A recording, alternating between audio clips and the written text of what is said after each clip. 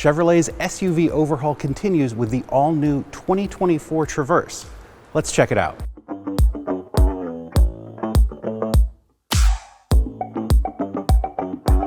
In Chevrolet's own words, the new Traverse is meant to look and act more like an SUV, and that starts with this all-new exterior. This is the all-new first for the Traverse Z71 trim. It's a more off-road focused trim. You get things like a wider front and rear track, a suspension lift of more than an inch, these knobby all-terrain tires, and really just more trucky proportions, more body-on-frame SUV proportions. I really like the look. It's not just about appearance, however, so the Traverse Z71 will have a unique twin-clutch all-wheel drive system. You also get front styling unique to the Z71, including an aluminum skid plate and these red tow hooks. It also helps with approach angle because, again, it's not just the looks, it's what this Z71 can do. Underneath the hood of the Traverse Z71, and in fact every new Traverse, is an all-new 2.5-liter turbocharged 4-cylinder engine. It has 315 horsepower according to GM's estimates, which is a little bit more than the V6's 310, but 317 pounds-feet of torque, again according to GM's estimates, which is significantly more than the V6's 266. All versions are paired with an 8-speed automatic transmission, and while the Z71 has its standard unique all-wheel drive system, front-wheel drive is standard and all-wheel drive is optional on the other 3 trims, LS, LT, and RS. This is the Traverse RS, the sportier version and the top trim of the new Traverse. It's got blacked out grille styling, a more aggressive appearance, and as you come along to the sides, you can see these large and very unique 22-inch wheels exclusive to the RS. That's up from the previous Traverse RS's 20-inch wheels. I've also been told the production version of the Traverse RS will sit a little bit lower than this, so it'll look a little bit more aggressive. And as you come along to the back, in addition to the new LED headlight design, you get new LED taillight designs, nice quad exhaust tip. Looks very aggressive overall, and the RS also comes with a unique Sport Tune suspension, so I can't wait to see how it drives. Inside the Traverse, the biggest news is the standard 17.7-inch touchscreen display. It's got Google built in, it's got wireless Apple CarPlay and Android Auto connectivity. Very interesting is it's not just this cool curved design. The screen actually extends all the way out to the border. It's not just a square shape within a curve. The driver gets an 11-inch configurable digital instrument panel. The other big shift here, and pun intended, is the move to a column-mounted electronic transmission controller. I just used this in the Silverado EV work truck, actually. I liked it a lot, works really great.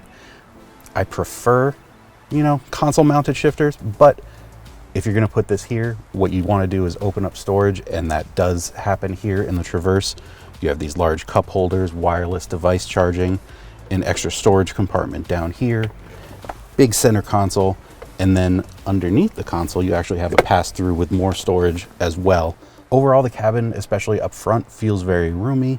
This is a pre-production model, so we're still waiting on final build quality.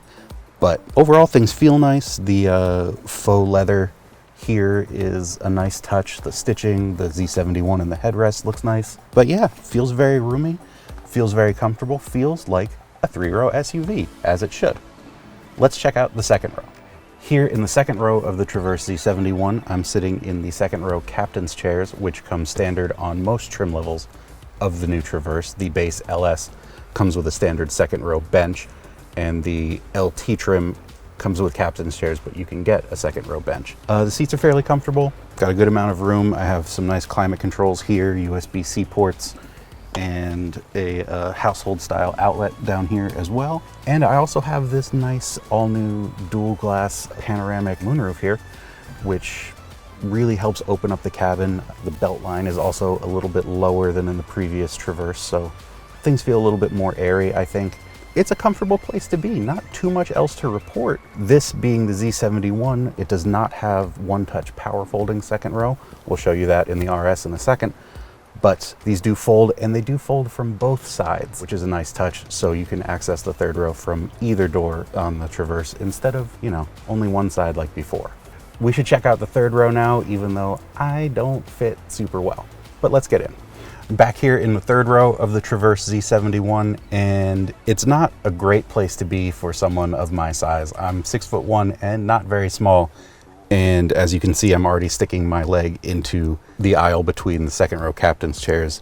You'd have a hard time fitting 3 people my size back here. But there are some nice touches. You do have air vents up here, USB-C ports on both sides, and cup holders as well, but lots of plastic, not out of the norm for the class.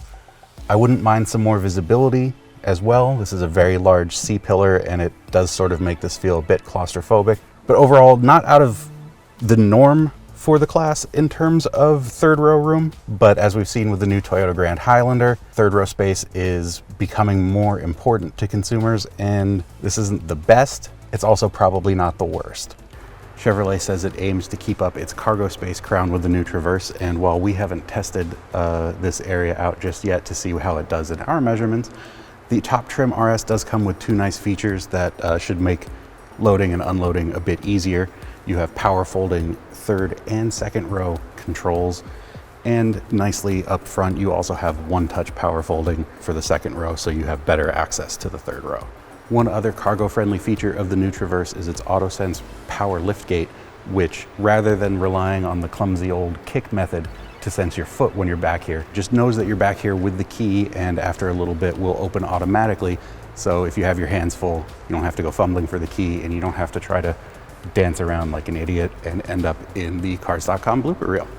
In addition to a host of standard safety features, the Traverse for the first time also gets GM's hands-free driving system, Super Cruise, and this is the smarter version that includes trailering support and automatic lane changes. And speaking of trailering, despite the Traverse's switch to a turbocharged 4-cylinder, towing capacity remains 5,000 pounds when properly equipped.